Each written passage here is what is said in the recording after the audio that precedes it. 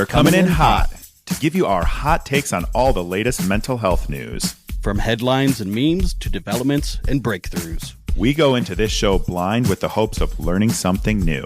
Before sharing some bunny hugs. And leaving with our eyes wide open. I'm Nick. And I'm Todd. And this is Mental Health Headline Hot Takes. We're glad you're here. Hey everyone, welcome to this episode of Mental Health Headline Hot Takes. I'm Nick and this is Todd. And we are spinning the wheel to make the deal on who goes first. Stop. Todd's choice. Todd's choice. Always lands on me. Always lands on you every time. It's rigged. I went first last time, so you go ahead, sir. All right.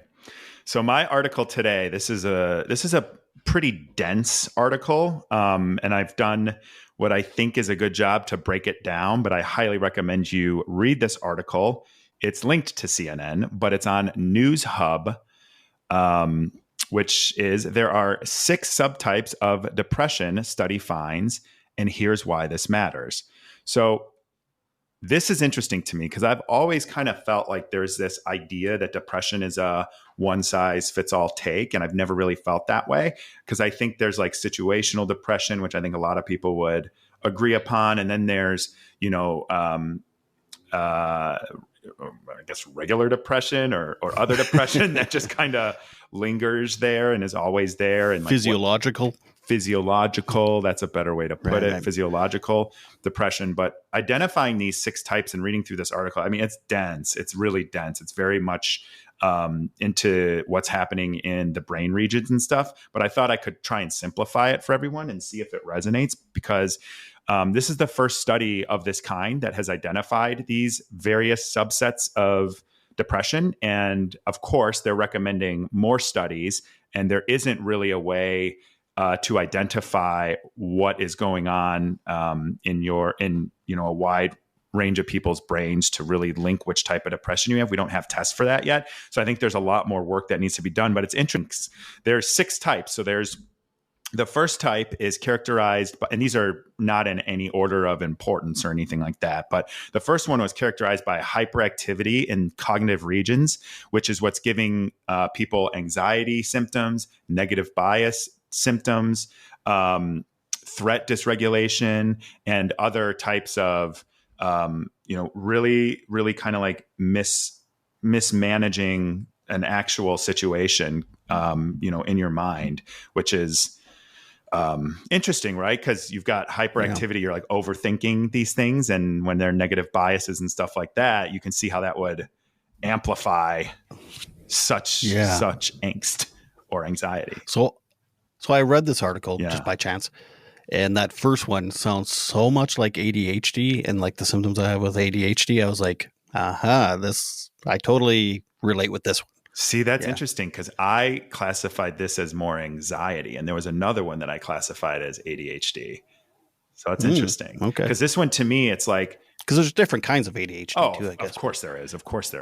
Yeah. But just like having like the threat dysregulation and the negative bias is like overthinking all of these things. That was my take, but no, that's interesting. I can see that too. So another biotype was higher levels of brain connectivity in the 3 regions that are associated with depression and problem solving. So I think that that's interesting, right? Because it's someone who's like thinking about problem solving, but not maybe being able to problem solve. So that makes them depressed. And that's one of the things that gets me when I think about, as we talked about in the last episode, when I think about how big some of these problems are and how I can't really solve them. And that kind of makes me depressed and a nihilist. So that's one that one I kind of related with a little bit. Mm-hmm. And then there's the third one, which is lower levels of activity in the brain circuit that manages attention. So this is the one that made me think of ADHD, because this is the one where people struggle doing things that require sustained attention. Geez, I can speak English. And they tend to make a lot more mistakes when they're doing things that require more time and effort. So that was the one that kind of made me think a little bit about ADHD, because you just don't want to be doing it, right? Right. Well, it depends on the task with ADHD, because you can hyper focus on stuff you really like doing. It's the stuff you are like forced to do that you don't like doing, that distractions are very easy. But But yeah, I'm sure there's lots of crossover with these two. And well, the interesting thing with this one too is it had less of a chance of improving with therapy. That's the other piece that made me think, oh, that could be not that I'm sure there's therapy that helps ADHD too. There is. Yeah, absolutely. But I thought that was an interesting piece. I should have shared that too. That made me think, So is it meds with this one then? So this is the stuff that they don't know. They have to explore this. They have some of this in their article. The next one is characterized by high emotional reactivity, where the brain and the different parts of the brain in this group are affected by emotional inputs like people's emotions or people's facial expressions. So this one's more of like you're reacting to other people. So it's like if someone's mad at you, it makes you depressed. If someone makes a weird facial expression or someone else's emotions, they're much more affecting your mood. So like if you're around more negative people, you're more likely to be depressed in this type. I wonder if that has more to do with like personality disorders or trauma. Or, I was thinking that. You know what I mean? You could almost like you'd be a people pleaser. Right. And and just where does that? Yeah, that comes from perfectionism, which comes from your childhood trauma, right? It's Thought that was interesting. Neat. Yeah. Keep going. I'm liking this. Yeah. Another biotype associated with lower activity in the cognitive regions and less connectivity in emotional regions, meaning these participants have difficulty responding to cognitive information and regulating negative emotions. So this one made me think kind of again of like anxiety, where you're always thinking about what could possibly happen, what could possibly go wrong, and then those just overtake everything else.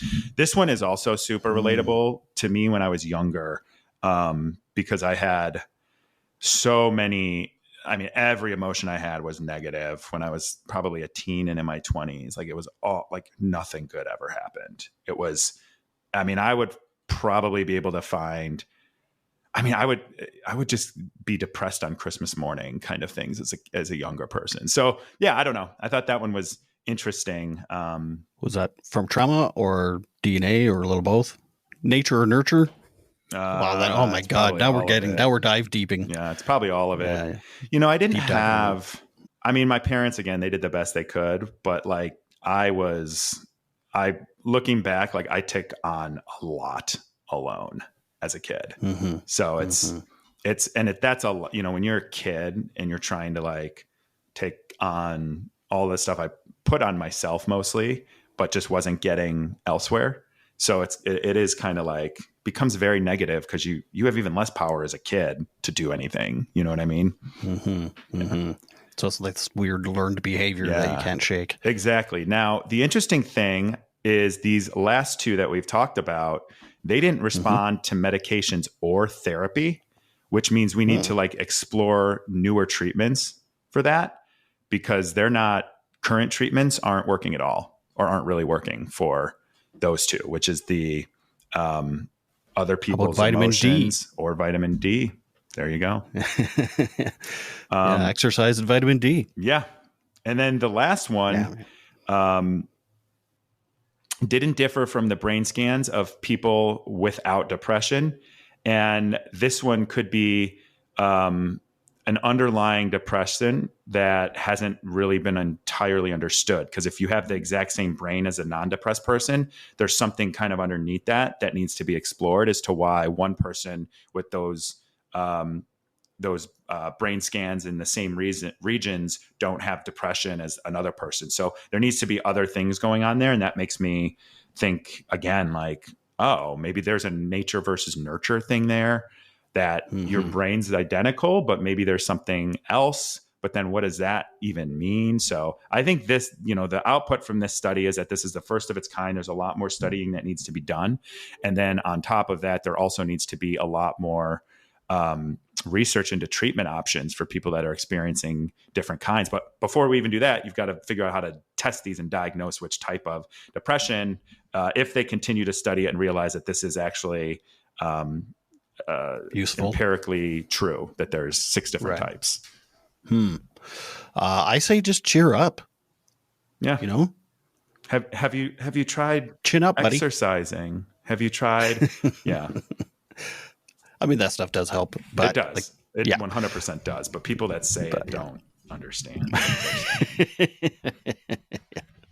Well, that's fascinating. I did, like I said, I read the article, but it is very in depth. So I got about a third of the way through. To be honest with you. So no, I mean, I read it and I was like, what? And so I had to like copy out the 6 things and then like kind of put some notes with them so that I felt like I could even kind of gather my thoughts. So I should have just given it to ChatGPT and said, summarize these findings for me. For an AI hater, you know how to use it. I use it to supplement. I don't use it to, because like a lot of the stuff it does is stuff I like to do. Right. So I don't. Yeah, but I do. I think everyone should probably be using it at some point. I'm just teasing you. Yeah. Okay. Well, my story, it is, these are the most stressful cities for commuters, data shows.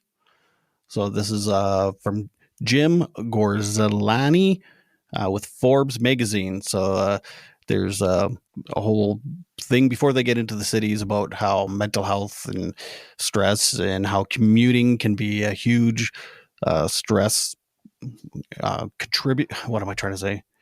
A stressor. And if you already had a bad day at work and then you're trying to commute and all this stuff. So that's why I don't have a car. Oh, and do you work from home though, right? Most part. Yeah. I had too much road rage. Too. Like I just hate being in a car in general. Right. They talk about road rage a bit, but I just more or less just wanted to give some of the cities. So these are the most stressful commutes in the U.S. Number 1, L.A. I don't think that's any big surprise. 2, San Francisco. 3, New York. 4, Miami. 5, Philadelphia. And 6, Boston. Bullshit. Chicago. Yeah? Yeah. Oh, my God. Yes. But anyway, continue.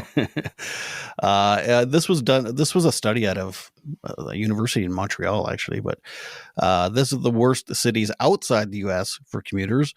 Number 1 is London. 2, Paris. 3, Cardiff, Wales. 4, Rome. 5, Glasgow, Scotland. 6, Istanbul. And 7, Bristol, England.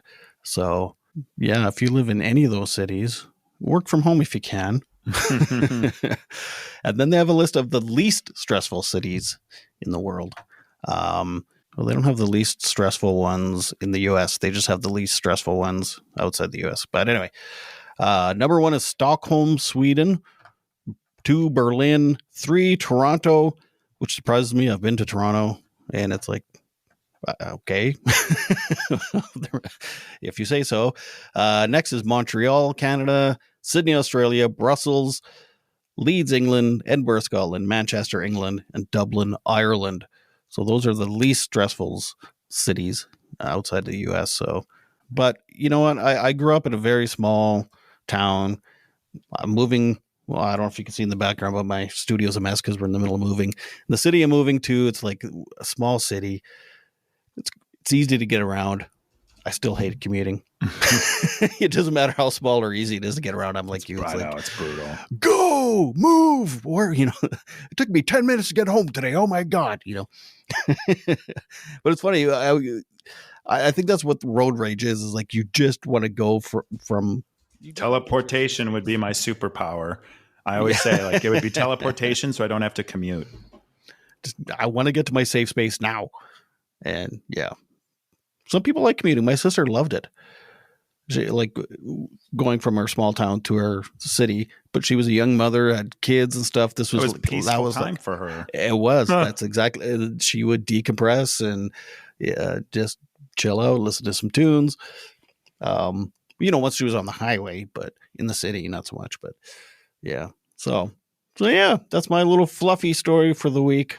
Yeah, I mean, I'm not surprised. I'm more surprised Chicago's not on there because we have traffic all the time, no matter what, and we've been under construction for like 100 years on all of our streets or main streets. So it's traffic, man. It's brutal, especially commuting because you're in a rush to get to work, especially in like business. You usually have, a time you're supposed to be there by, and not just I mean, that's everywhere, right? If you're doing a job, you have a time you got to be there by, but like that morning stress of if you have like a morning meeting or something, and then that wanting to just be home or wherever you're going after, like that's real. And that is just top of mind while you're in that commute.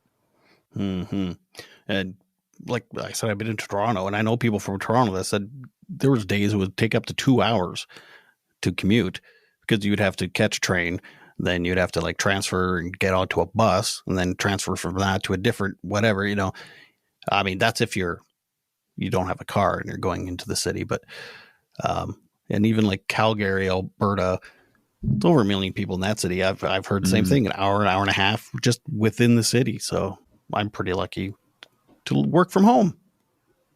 Yeah, me too. And when I do have to commute, I fucking hate it. I just, even in an Uber, I just don't like it. Well, I work from my basement though, and there's not much vitamin D down here. So. Yeah, you got to be careful with that. Well, we're moving, new house. It's going to have a window upstairs. Good.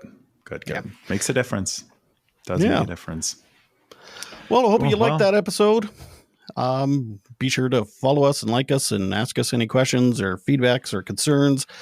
Watch the episodes on YouTube. Eyes Wide Open. I always want to say Eyes Wide Shut because of that stupid movie, but it's Eyes Wide Open on YouTube. Until next time, thanks for listening. Have a good one, guys. Peace. This has been our Mental Health Headline Hot Takes. We're so glad you came. Remember, when you heal yourself, you heal the world. Be sure to like this video, leave comments, and suggest articles for future episodes. Hit subscribe to Eyes Wide Open and Bunny Hugs and Mental Health.